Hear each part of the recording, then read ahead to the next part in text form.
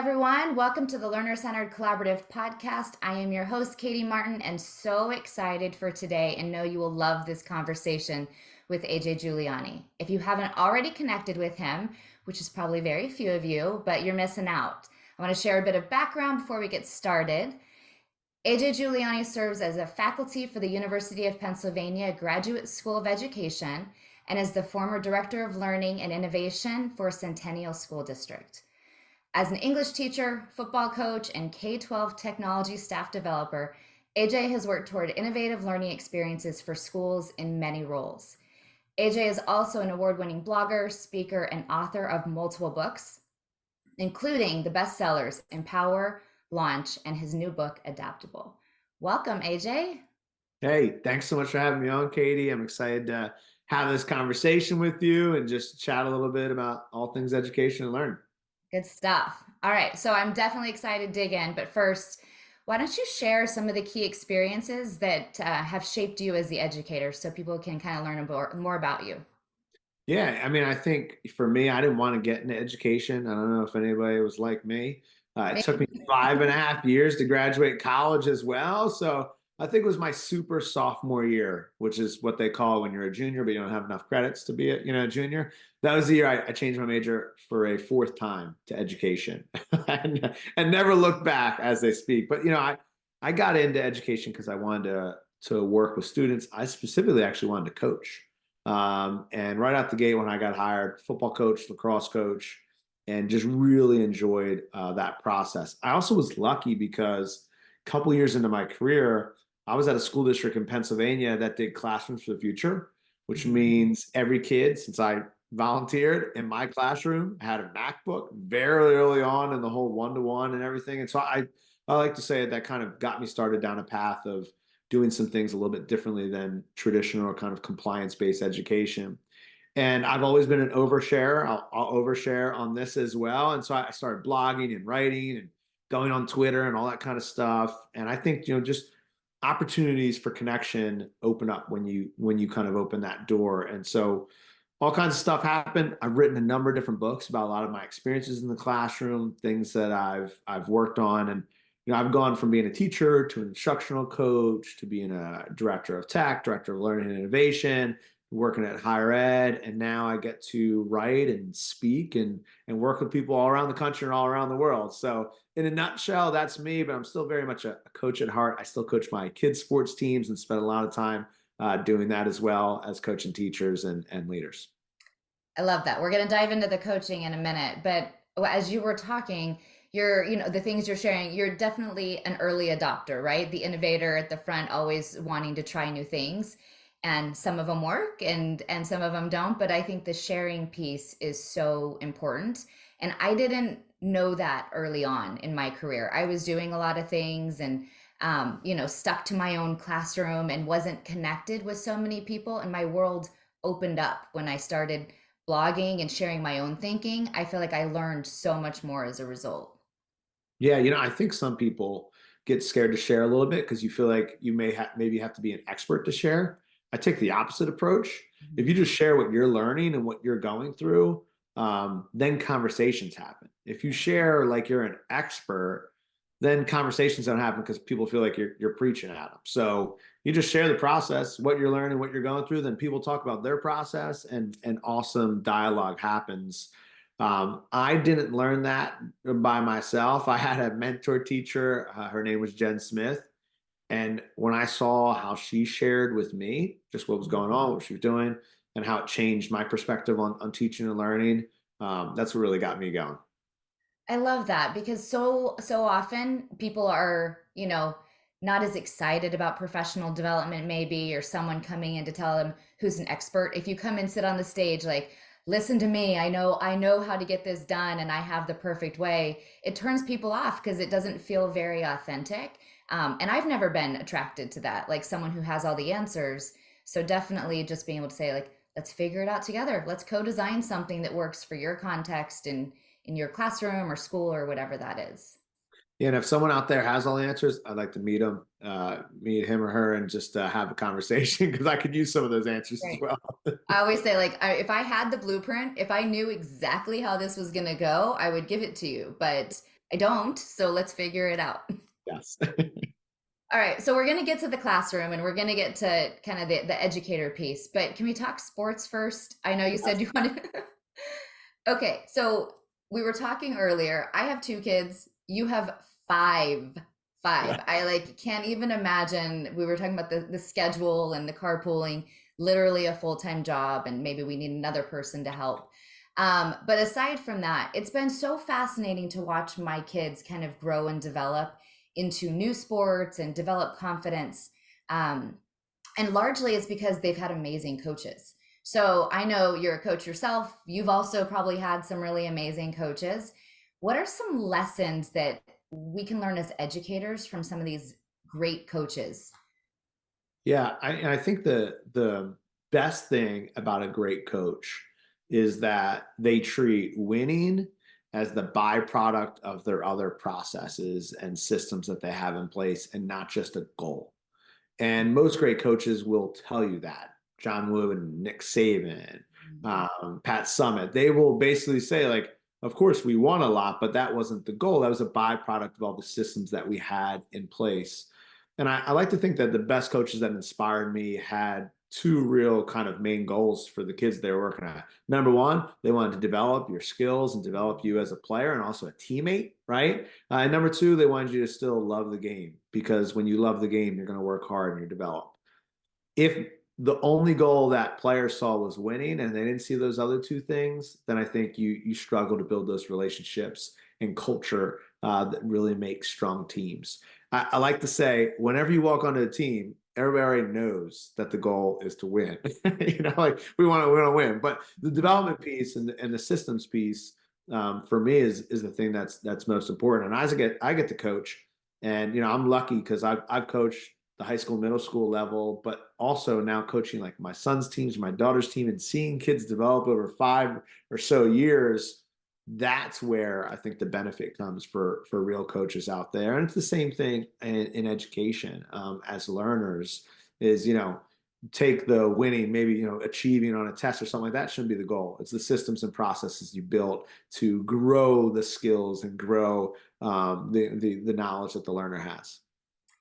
So true. And as you're talking, I'm thinking about if the goal is just to do well on the test, the standardized test, to do well and graduate with honors, we don't build the systems to get kids to really learn how to learn, to actually feel excited about what they're learning. And we can often miss the goal, right? If Yes. we're so focused on that as the goal, we miss it more than we hit it. And, I watched my son's coach do that this year. He was brand new to volleyball. The coach said in middle school, I want to get, and he said this at the end of the year speech, I wanted to get the best kids. I wanted to get the kids who were out there who'd be good teammates, who were athletes and who wanted to try. And I wanted to teach them some skills about volleyball and build a team culture. And he did. My son had never played before, and they went and won. And it was because it was a good coach. They were like spending their lunchtime looking at film, right? These are like sixth, seventh, and eighth graders. And he had really high expectations. He was teaching the fundamentals. They were practicing. He had like made sure they were coming to practice, working hard together. And they won because they were getting coached and they were building that strong foundation.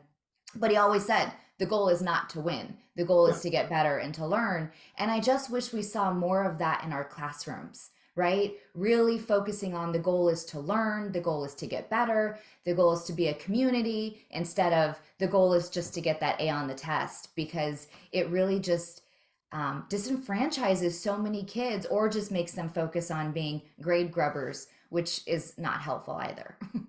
It's fun. I mean, I think about one of my very best coaches I had as a football coach, and he always kind of yell at us, our goal is not to score touchdowns. Oh, it's kind of crazy, like what do you mean? He goes, if your only goal is to score touchdowns, you throw a Hail Mary every time you're out on the field. Goals to get first downs. How do you get those first downs? Every player's got to do their job, and if you get enough first downs, you're going to score a touchdown. If you just try to get touchdowns and throw in Hail Marys every time, you wouldn't be that successful in the process. And so for me as a coach and someone that works with a lot of people, I like that idea. It's like, what's your first down? Or in baseball terms, what's your single, not your home run? And we can kind of take that and put it into any context they want to Right. and learn. We need to help people understand, even educators, what is the first step, right? What is the thing that you can do to make that effort to move forward? Because it feels like, especially when we're talking innovation in education, and you see this like totally new school, or you see this amazing project, and educators are like, I don't know how to do that. My kids won't even like pay attention to me. It feels so far away, instead of saying like, all right, what's the first thing we can do to start making progress? And then we learn and grow from that step. But it's not going to be pretty the first time you step on the field. It's not going to be pretty the first time you try something. But we got to get people trying if we're ever going to make those big changes that we want. Yeah, yeah, just taking those, little small steps towards kind of that incremental, system or process that you're trying to get to. So this kind of reminds me of, just in general, the way you've approached your work in education, right? And I imagine many other parts of your life. You've been successful not because you just stuck to one thing, right? You've been successful. You've been someone that people reach out to, and someone that people trust, myself included, to say like, "Hey, I need what's going on. Help me understand this." Um, you've written 9 books, which is insane. And created multiple courses and projects and done a lot of things. Some have worked. Some you mentioned publicly your failures, which I of course love. Um, but what are some of the key principles that like you really think about to help you keep growing and learning and evolving in your own work, that can apply to many of us as we're thinking about how to take those next steps? Yeah, I think for me specifically, I think for most people that I work with as well, I'm the happiest when I'm in the process of trying to achieve something. So it's not this version of me or Mhm. the version that I want to achieve. It's the middle part right there when I'm working to do something, when I'm curious, when I'm diving into something. That's where I feel the most fulfilled. And I found that most of the teachers, educators I work with kind of feel the same way. Most of the kids, players that I work with feel the same way. And so for me, it's like that idea of like genius hour, which is giving kids time to work on something they're passionate about. It's not so much about the passion. And I think people get that a little bit twisted. Oh, it's all because they're interested in something. It's about the time spent learning something that is probably a little bit difficult to achieve. So, I had a kid during Genius Hour who tried to build a computer from scratch. And it wasn't just the idea, it was the act and the process and the people that they had to reach out to and everything like that of building. Once they finally built the computer, they were happy, but just for a fleeting moment. And they were kind of, when they were reflecting, talking about how it was that process that they just enjoyed. And now they wanted to build another type of computer because they wanted to go through that same process again. So for me, it's always kind of being curious, being open-minded, but finding that. I like to call them, Katie, quests. I don't call Mhm. it goals anymore. I like that term of quest because I'm going on a journey, and if I reach that quest, it doesn't mean everything's done. It just means there's time for another quest, that type of thing. So I love taking on new quests. It also makes me feel like if I'm not successful, it's not the end of the world. There's going to be plenty of quests that you don't reach, and it takes you down different paths, that type of thing. So that's how I view it. I think professionally and personally.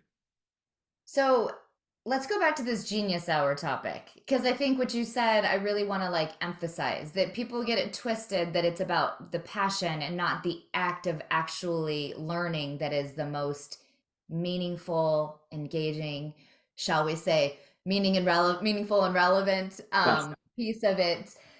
But I think that that is really an important piece. We get so, because people say like, well, my kids aren't passionate about anything. They don't even know what they care about. And I think you can develop passions through learning and through doing some of these things, but it doesn't have to be your lifelong goal that you spend time doing a Genius Hour project on.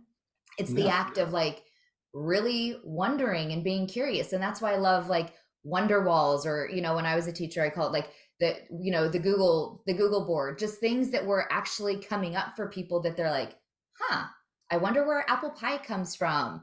I wonder, why the sky's blue. Just like these innocent wondering sometimes can also be interesting for people, but we don't often make space for that and get so focused on like either passion projects or just do the regular curriculum.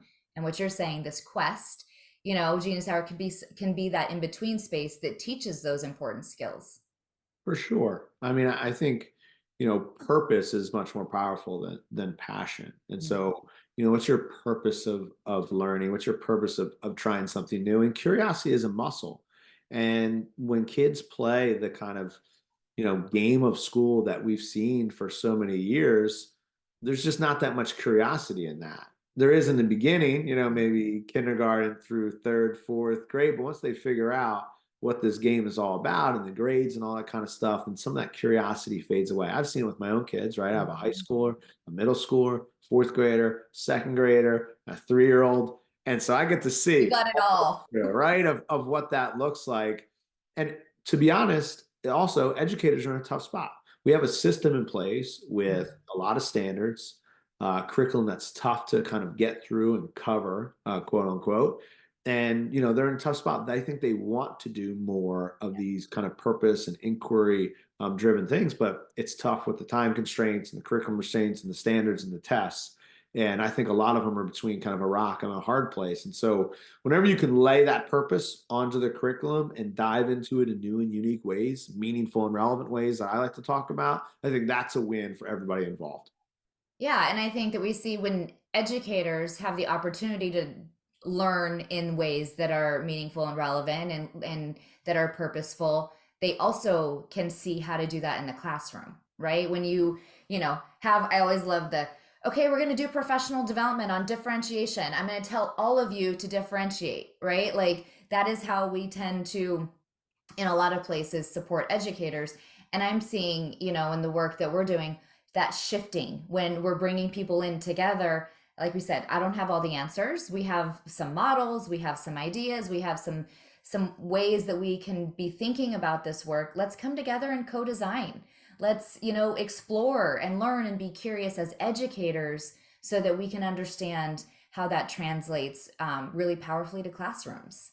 Yeah, and I love that word you keep on using, co-design, because to me, that's the key to all of this. It's working together, building something together, and that design process is one that's never really finished. We're always iterating and highlighting, improving as we go through it. And so that word design is something that I really enjoy when we talk about building great learning experiences.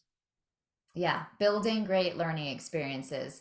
So I'm thinking about one of your best-selling books, one of my favorites. They're all great, but I love Empower, and I know that resonated with so many people. It was a new and different kind of book, but the message really around learner agency and helping young people make these choices and be central to their learning. So how have you seen that play out in classrooms and districts around the country as you're working with people? Yeah, I think Empower was a is a great book and great topic. I think John Spencer, who I co-wrote it with, we like to say we probably should write Empower first and launch second, but this is the world we live in because Empower is a little bit more broad. Mhm. The reason I like Empower, especially in the world that we're in right now, is this idea of moving along the student agency continuum Mhm. from compliance to engagement to empowerment.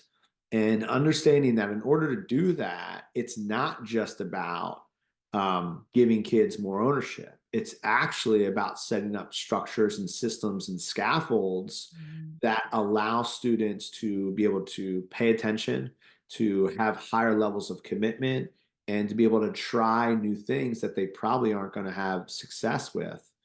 And if you think it's just a teacher sitting there saying, "Go ahead and work on this thing," and I'm gonna hear it's completely the Not. opposite. I like to tell people that the best analogy is teaching someone how to drive, right? The best analogy is teaching someone how to drive, which is, you can't just give them a manual and say, follow this.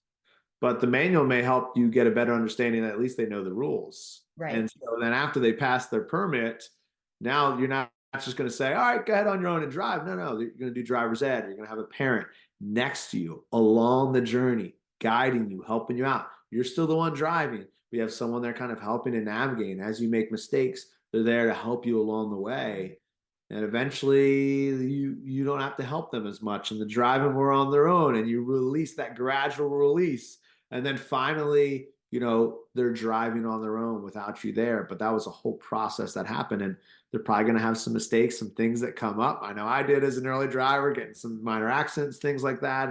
And you learn through that as well. But now they're learning on their own and having conversations with you. It's the same way, for learners going through that process. And we need to be the guide on that journey with them. And so that's what we really focus on in the book. In my work with teachers all over the country is, what does that gradual release look like? When should I bring it into my curriculum? At what points of time does that work? At what points of time does it not work? And I think that's something me and John were big on, is that there is no instructional manual. If there was, it'd be great. But the best instructional manual is one that you kind of create for your class, for your students, for your curriculum that works in your community. Yeah. Well, first of all, you just freaked me out thinking about driving because my daughter's 15. We're about to get the permit test, and Yep. like I know that that needs to happen, but dear God, I'm so afraid. And so I empathize. I know it's going to be hard to let go when it eventually comes time. And I think when we look at the classroom on that same continuum, for many of us, myself included, it's hard to let go, right? And sometimes we over scaffold, so we never get to that empowerment piece on that agency continuum. It's either I don't know how to scaffold it, so it's a free for all, and then we say it doesn't work, right? Like I'm not going to let my daughter just go drive without all of that because that's not a good idea. But those intentional steps take work and planning and a lot of intentional design, as we've been talking about, to think about how to get there. And so often, because of the system we're in, I see people over scaffolding and not knowing when to pull back or not feeling like they can pull back because, like, I got the test on this day, we got to be done, I don't have time for you to explore, right? Or like, what happens if I have 30 kids in a room all at different places at different times? That feels like chaos instead of controlled learning and growth. um, and so I think that's a really important piece to really dive into for educators, that it is okay if everybody is not on the same paragraph in the textbook at the same time, that it is really about, if we know that journey and we're really clear on those outcomes, we can allow that space in the middle to be a more fluid for learners to navigate and really take back the scaffolds from different learners at different times. But it is scary. I think just like letting your kid drive is scary. This is not something that's easy, and it's not something that, quite frankly, a lot of us have had professional learning experiences around. And so to expect educators to kind of just switch from what they've taught, what they've been learned, what a lot of their educational experience is, it's a big ask. A lot of the research points to this type of learning having success even on the test. And I like to tell folks, if teaching to the test works so well, then we would have much better test scores as a country Yeah. right now. So I think it's scary, and I think you should start small. There's no reason that folks should jump into this type of thing. We talk about this in Power with doing like a 6 to 8 week project-based learning unit. I've done that before and failed miserably in doing that because I know how to scaffold it. My students are freaked out. Everybody's worrying about what's going on. I'm overwhelmed with managing, 100 different students doing different types of things. And, we want to start small, right? 2 to 3 day performance tasks, sprints, things of that nature that, if you mess up, things don't go around, you can learn from and do it again. And so that's what a lot of Empower and a lot of the work that I do with schools is all about, starting small and growing from there.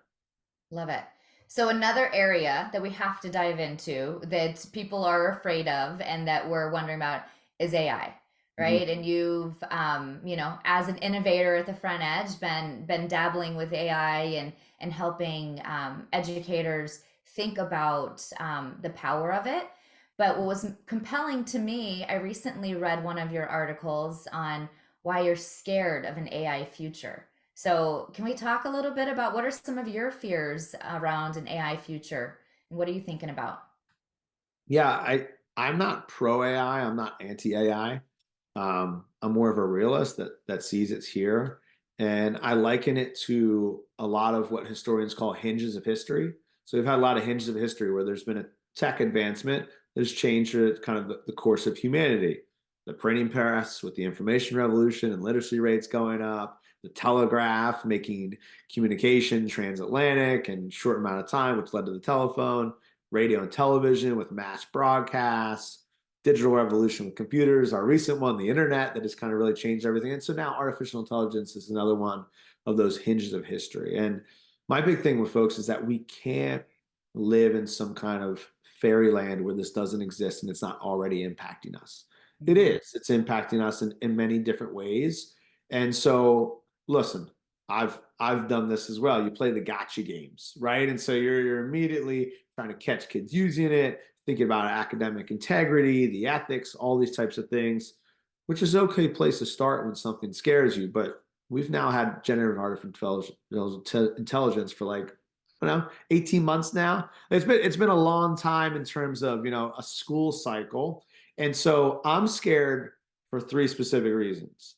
Number one, I'm scared that we will continue to underestimate kind of the power of artificial intelligence. Mhm. When people think about it as just as ChatGPT, you're missing the broad scope of what this looks like for all humanity. So we kind of got to get caught up on like what Right. this actually means, what the impact looks like. Uh, Reason number two, I'm scared, is I'm a little bit scared that we're going to treat it like we did some of the ed tech in the early days, which is we used it as a teenage pacifier. We're going to use AI tool here, that tool here, and keep the kids quiet. Great classroom management. Right. Um, and Engagement reason number, strategy, right? yeah, yeah, yeah. And reason number three, I think, is artificial intelligence really crushes a traditional, compliance, standardized, boring way of learning. And when that happens, sometimes we revert back. And so we pull back to just like a very, paper and pencil, classical type of education.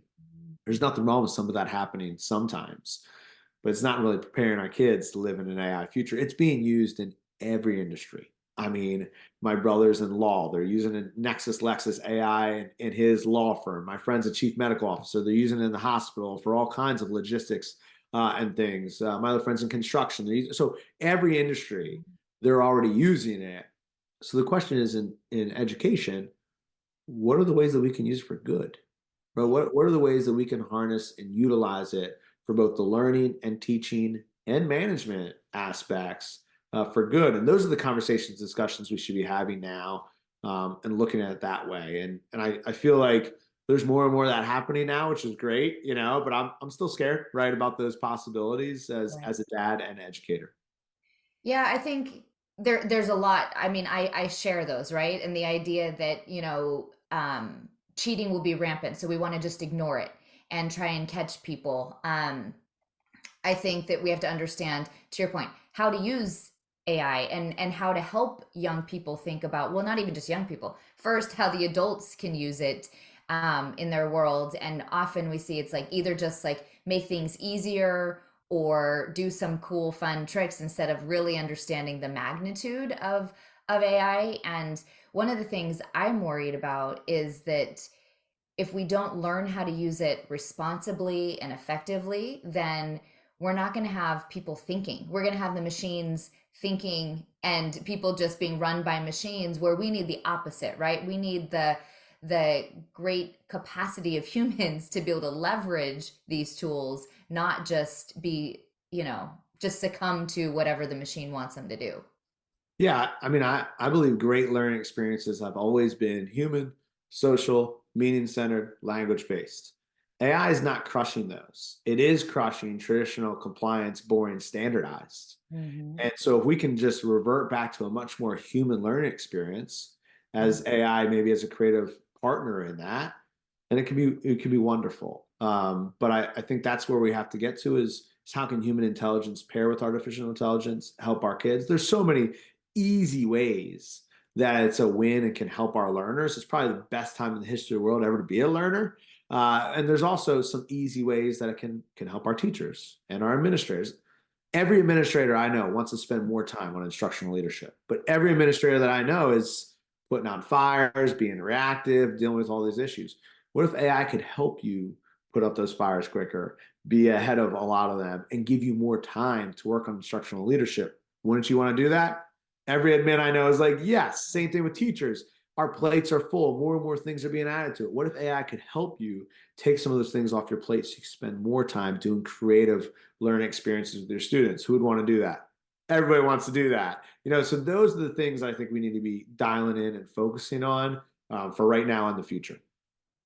So let's dive into that for a minute. You have a community of, we were just talking about 1,400 teachers right now who are talking about how to leverage AI effectively in the classroom. So something I hear all the time, I have 30 kids, I have 200 kids, whatever it is, right? Like, how in the world do you expect me to grade these papers? How in the world do you expect me to give all these kids feedback? What are some ways that educators are leveraging AI to really support in those tasks so that they can have those meaningful experiences for kids? Yeah, so I was an English language arts teacher for a long time, also working at the college level. A lot of papers I've had to grade and give feedback on.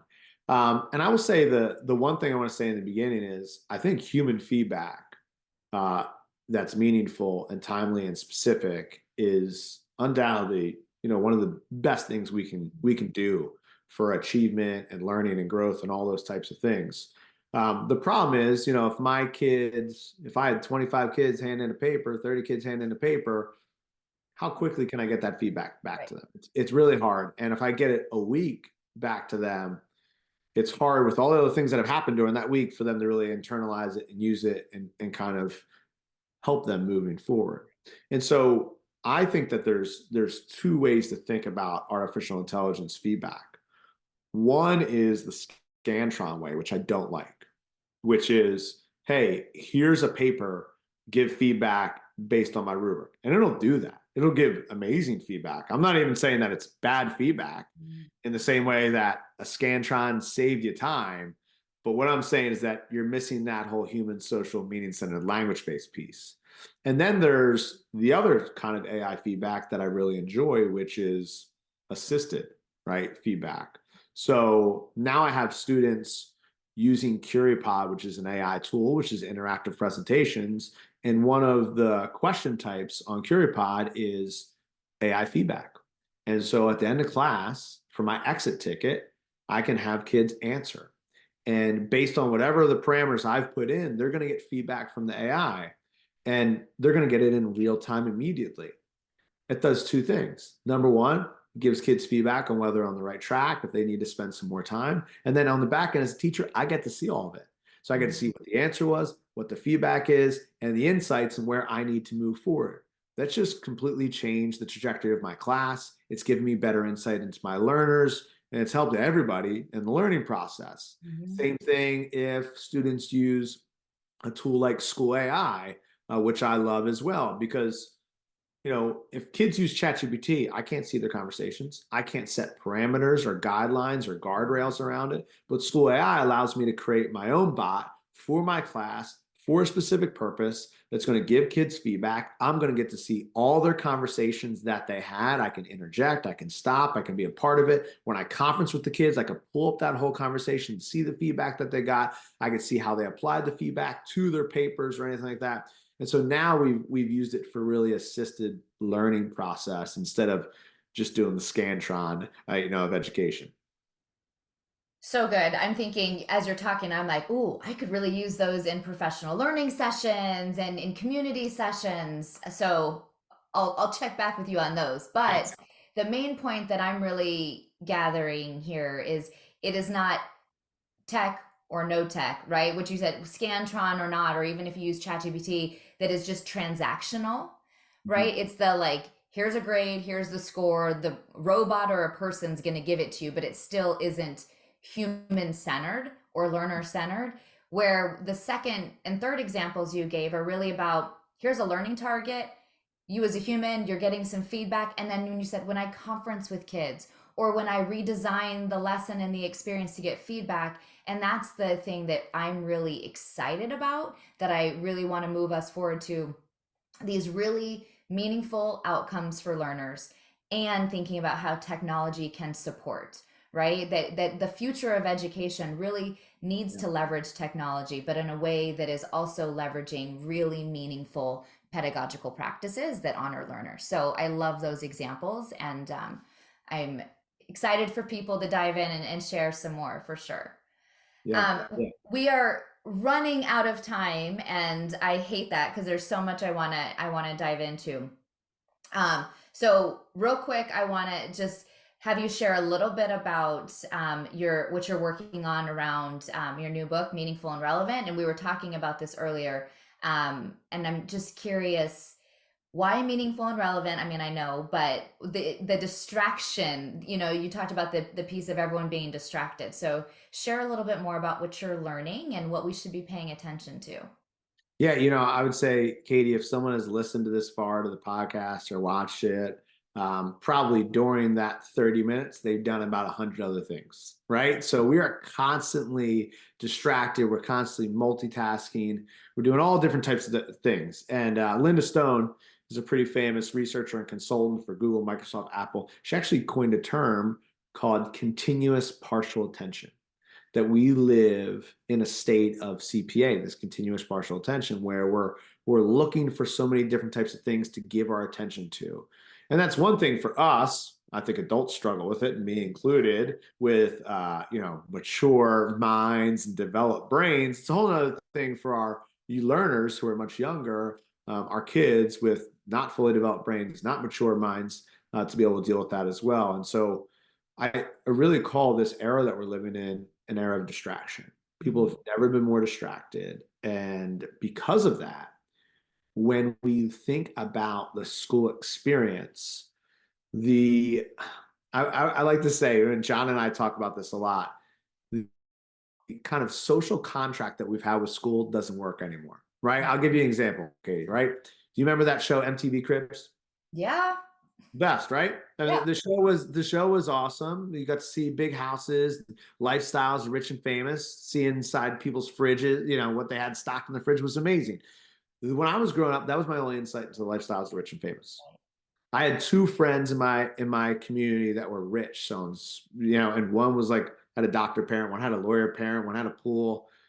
But when I was growing up, the idea of going to school and getting a good job and maybe becoming a doctor or a lawyer and having money like those two families, that social contract of going to school, spending 7 hours, doing homework, that made sense. Your daughter and mine, who are high schoolers, Yep. on their device in front of them, they are following over 1,000 people on Instagram and all this YouTube, all these different places that are making hundreds of thousands, millions of dollars from putting on makeup, from playing video games, from doing dances. And so when we tell kids that they have to follow this path, I think a lot of them are just smirking at us right now because they're experiencing something very different than many of us experienced when we went through school. So why are they so distracted? Why are they not paying attention? Well, if we just are trying to keep their attention by saying you must do this with a lot of these compliance, meaning that they're going to lose that battle. Of course, there's always going to be the kids that want to get the A's and want to go into college, but for everybody else, we're losing that battle. And so that's the big focus of the book is, what does it look like to actually focus on meaningful learning experiences, relevant learning experiences? That way, kids actually pay attention. They're committed to the learning process. And as teachers, we feel the benefit because it's the best job in the world when you got engaged, motivated kids in front of you. And it's the most challenging job in the world when you Right. don't. So it looks a lot of the research from the past 3 to 10 years around, distraction, artificial intelligence definitely plays a role as well. But that is something that I've been curious about as a parent, that I've seen more and more when I teach and work with people, how everybody's distracted. And I've noticed with myself as I argue and make up stories about my screen time being all Google Maps, that I really have dove into the past, 3 or 4 years here, kind of post pandemic. And so that's what the book's about. And really a lot of what my work I'm doing with schools is around that and artificial intelligence as well. Yeah, you made me think about my son one day came home and was like, "Oh, what you learned today? What do you He's like, oh, I was like really learning about like World War II and these planes. And I was like, what class were you learning that in? He was like, oh, it was on TikTok. Right? So like he's learning, he's super intrigued with a bunch of stuff, but not only are they saying people make careers out of being influencers on social media, but they're also able to access and learn about so many things. And there's also things that are not real and they're learning, so they need to be able to like distinguish between that. So there's a whole host of things there, but I really love this idea of obviously making learning meaningful and relevant, and that's kind of the core of the work um, at the Learner Centered Collaborative. Is like if it's core to who a young person is, their strengths, their interests, their goals, then it's not about not college or social media or not school. It's like, what are your goals? What do you want to do? What's that path? And how do we help you understand the steps you need to take and be those guides so that we can really see young people get to that place that is not our future, that is not our past, but is really about the world that we live in today. I think that's really important. Yeah, no, that's the goal. And on the flip side of things, I would say it's also scary to think about that sometimes as a parent who doesn't know what the right path Yeah, is, necessarily anymore, very. as a teacher who's, you're being questioned about a lot of these things. And so it's not something easy. It's not like you can just flip on a switch and make it happen like the work you're doing at Learn Centered. It takes time. It takes human Yeah. conversations. It takes all those little things kind of put together, those first downs, those singles, instead of just that, that big end goal of something amazing happening. Yeah, I think that's it. Like, I don't have all the answers. You don't have all the answers. It's about how do we come together in community and really figure this out. I always say no one's coming from above to tell us what the next iteration of school is, right? It's all of us working together and really listening to our learners and understanding the world to figure out what is that right next step. So, important to do it together and not feel like we have to have all the answers. All right, rapid fire. This is going to go quick. What is one thing we should stop doing in education? I think we should stop talking at kids and preaching at kids. The biggest thing that I see is that students want to have a meaningful relationship, and when they feel that we're preaching at them, that really lessens it right away. Yeah, I hear that all the time. What's one thing we should start doing? I wouldn't say it's completely starting, but I may be doing more of.